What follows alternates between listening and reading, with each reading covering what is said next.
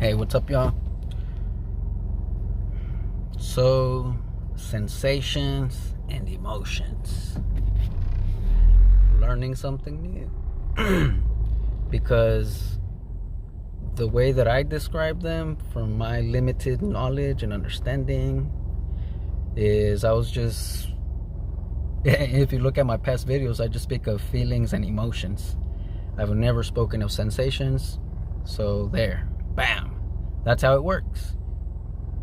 This now is opening my eyes. This is how the veil is removed. And because it's new information, it's a puzzle piece to my life, to our lives, right? To our lives, in your life. And to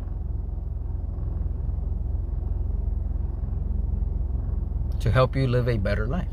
If you run it through your mind, if you analyze it, well, let's say we, right? Us. Because when I speak when I'm speaking in this channel, I'm speaking to myself too.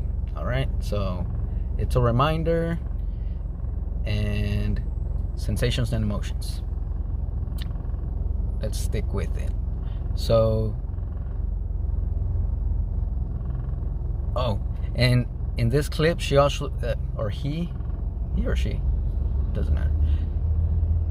Whoever's reading the book speaks of how your emotions or trauma stays in our body. It stays in our body, in our flesh, and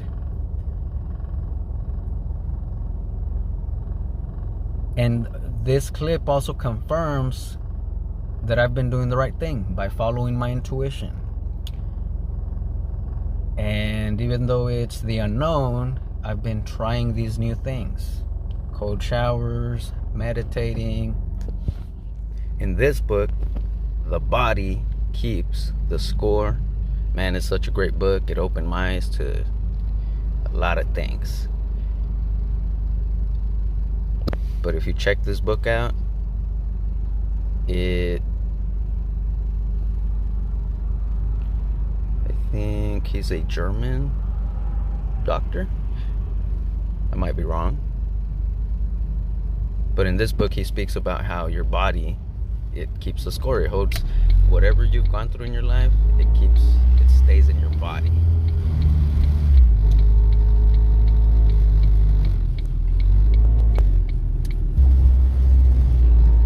So this clip that I'm showing you from this book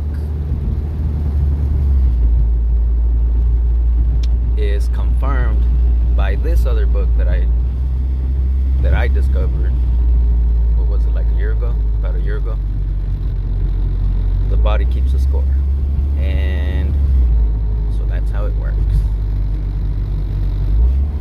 Sensations and emotions are not the same. Although both sensations and emotions are referred to as feelings, sensations are best described as the sense of the physiological happenings inside us. Developing an awareness of them and purposely attending to their details helps sensations to change and move out of a fixed state so that we can feel more alive and alert. Sensations simply describe the physical way the body feels, its ins and outs, free of interpretations and judgments. A few examples of sensations are warmth, numbness, cold, open, shaky, calm, like jello, stiff, jittery, tense, pressure, butterflies, and vibration. As emphasized earlier, this is the only language the reptilian brain speaks and understands. The capacity to navigate sensations is largely responsible for the internal shifts that lead to transformation. Remember, trauma resides in our biology, not primarily in our psychology.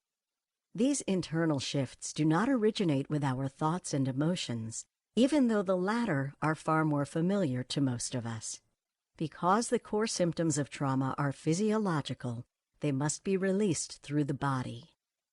Emotions, like sensations, are physiologically based and as such hold an energetic charge as well. That is why when a person pays attention to the bodily signals that register anger, for instance, she can pinpoint its origins. It may be experienced as a feeling of blood boiling, a tightening of the shoulders, or hands fisted in preparation to fight. Emotional difficulties generally begin as a combination of thoughts and sensations. A simple example that could apply to both adults and children might be the following scenario.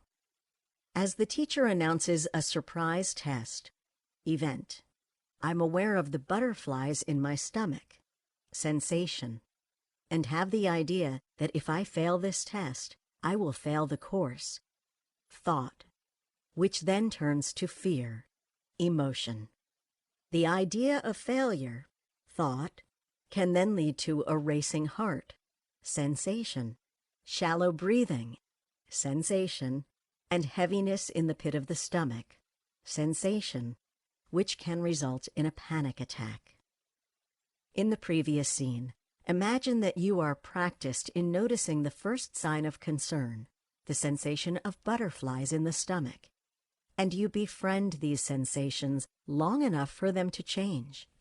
In such a case, your sensations, which may have been bothersome at first, are more than likely to either settle down or else energize you to act quickly, perhaps to do a very focused 5-minute review of notes. You might still have the troubling thought of failure, but now imagine that you skillfully put any such thoughts aside for the moment and return to experience pure sensation with patient watchfulness and curiosity as you wait for a shift to occur. In all probability, the sensations will be reduced to a more comfortable level of relaxed alertness, or the energy of the nervous butterflies will be used productively to perform. In either case, the outcome would most probably be favorable, as the emotion of fear ebbs rather than accelerates, thereby avoiding your worst nightmare, panicking and going blank during the test. When the sensations underlying emotions are not felt, tracked, and modulated, or this ability is impaired, feelings can escalate out of control. Rage, hysteria, and terror are examples of emotions run amok.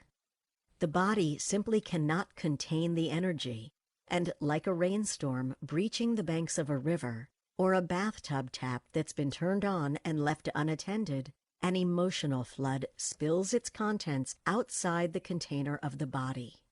Those unable to modulate affect, whether it's a 2-year-old's tantrum or an adult's rage, are literally beside themselves rather than inside themselves.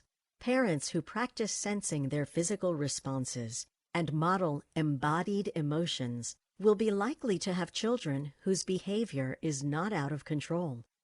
In our experience with adults who were raised by raging parents, it appears they have difficulty feeling nuances of affect and modulating emotion.